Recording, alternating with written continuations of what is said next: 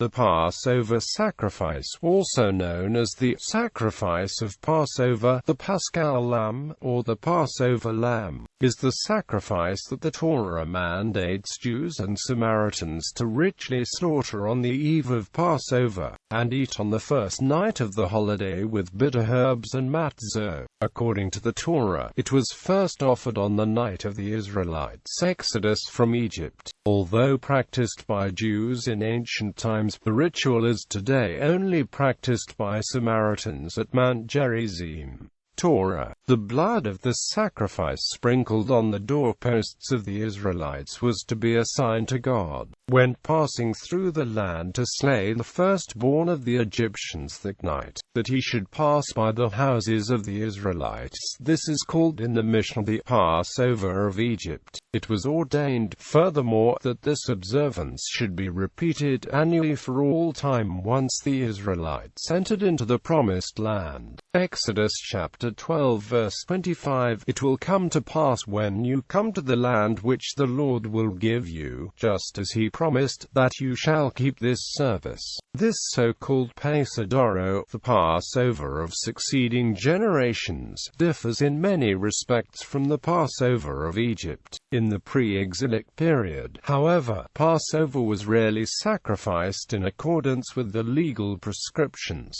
The Lord spoke to Moses in the wilderness of Sinai on the first new moon of the second year following the Exodus from the land of Egypt, saying, "Let the Israelite people offer the Passover sacrifice at its set time. You shall offer it on the 14th day of this month at twilight. At its set time, you shall offer it in accordance with all its rites and rules." Rabbinical interpretation. According to Rashi, on Numbers chapter 9 verse 1, only once during the 40 years of wandering in the wilderness, 1 year after the Exodus, was the sacrifice offered. For the next 39 years there was no offering, according to Rashi, as God stipulated that it could only be offered after the children of Israel had entered the land of Israel. In fact, the bringing of the Pesach sacrifice resumed only after the Israelites had taken possession of the land, and then the sacrifice was made annually until during the times when Solomon's temple and the Second Temple stood and functioned. During this time there was a definite ritual for the offering in addition to the regulations prescribed by the law. The following is a brief summary of the principal ordinances and of the ritual accompanying the sacrifice.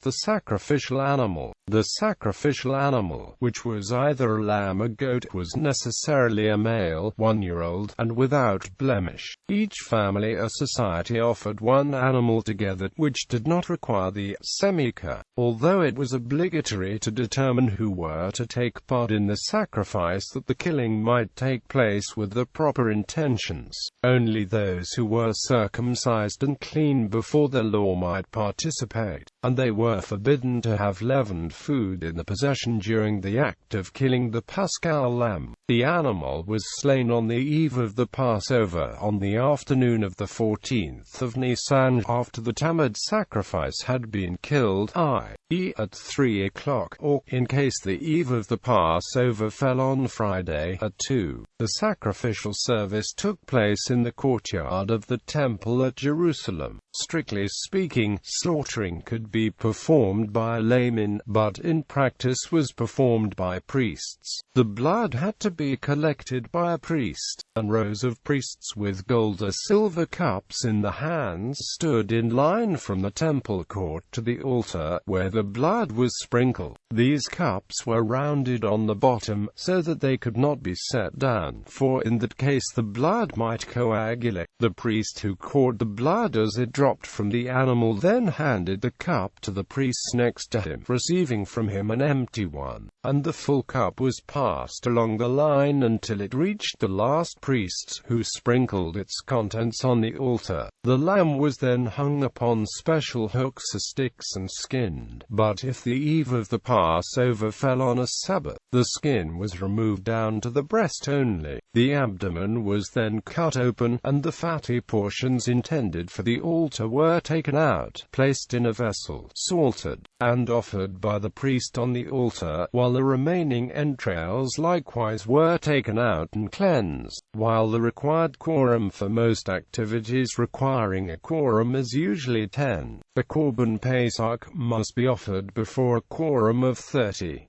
According to some Talmudic authorities, such as Rav Kahana IV, women counted in the minyan for offering the Passover sacrifice, timing it Passover Eve on the Sabbath. Even if the eve of the Passover fell on a Sabbath, the Paschal Lamb was killed in the manner described above. The blood was sprinkled on the altar, the entrails removed and cleansed, and the fat offered on the altar. For these 4 ceremonies in the case of the Paschal Lamb, and these alone, were exempt from the prohibition against working on the Sabbath. This regulation, that the Sabbath yielded the precedence to the Passover, was not definitely determined until the time of Hillel, who established it as a law and was in return elevated to the dignity of Nasi by Judah ben Bath Ira. The 3 groups of lay people, the people taking part in the sacrifice, were divided into 3 groups. The first of these filled the court of the temple, so that the gates had to be closed, and while they were killing and offering the Paschal lambs, the Levites on the platform recited the Hallel, accompanied by instruments of brass. If the Levites finished the recitation before the priests had completed the sacrifice, they repeated the Hallel, although it never happened that they had to repeat it twice. As soon as the first group had offered their sacrifice, the gates were opened to let them out, and the places were taken by the second and third groups successively. All 3 groups offered their sacrifice in the manner described, while the Hallel was recited, but the third group was so small that it had always finished before the Levites reached Psalm chapter 116.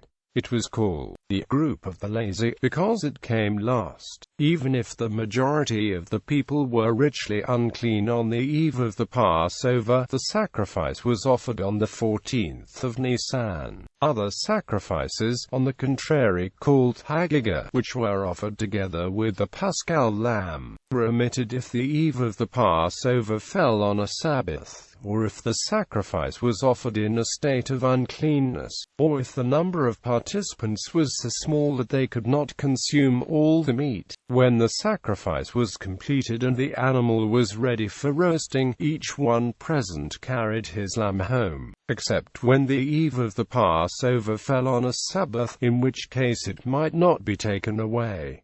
The home ceremony. If the 14th of Nisan fell on the Sabbath, the first group stationed itself on the mount of the temple in Jerusalem, the second group in the Hell, the space between the temple wall and the temple hall, while the third group remained in the temple court, thus awaiting the evening, when they took the lambs home and roasted them on a spit of pomegranate wood. On all other days, they could do it before nightfall. No bones might be broken either during the cooking or during the eating. The lamb was set on the table at the evening banquet, and was eaten by the assembled company after all had satisfied their appetites with the Hagigah or other food. The sacrifice had to be consumed entirely that same evening, nothing being allowed to remain overnight. While eating it, the entire company of those who partook was obliged to remain together, and every participant had to take a piece of the lamb at least as large as an olive. Women and girls also might take part in the banquet and eat of the sacrifice. The following benediction was pronounced before eating the lamb. Blessed be thou, the Eternal, our God, the King of the world, who hast sanctified us by thy commands, and hast ordained that we should eat the Passover. The Hallel was recited during the meal, and when the lamb had been eaten, the meaning of the custom was explained, and the story of the Exodus was told. The Paschal sacrifice belongs to the Shalomim, thus forming one of the sacrifices in which the meal is the principal part and indicates the community between God and man. It is really a house or family sacrifice, and each household is regarded as constituting a small community in itself, not only because the lamb is eaten at home, but also because every member of the family is obliged to partake of the meal, on pain of ritual excommunication, although each man must be circumcised and all must be ritually clean. The fact that the Paschal Lamb might be killed only at the central sanctuary of Jerusalem, on the other hand, implies that each household was but a member of the larger community. This is indicated also by the national character of the sacrifice, which kept alive in the memory of the nation the preservation and liberation of the entire people. Modern attempts to revive the sacrifice.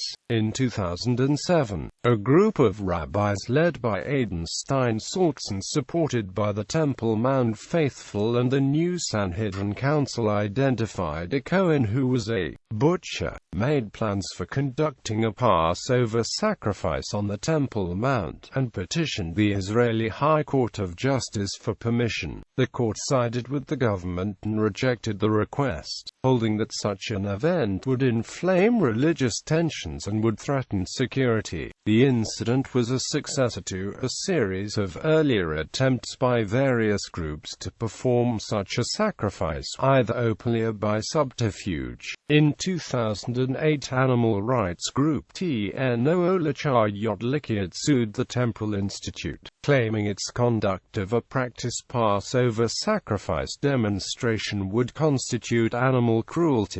An Israeli court rejected the claim. In 2016, Jewish activists pushing for a third temple in Jerusalem attempted to ascend the Temple Mount carrying baby goats intended to be used as Passover sacrifices on Friday afternoon, as they do every year.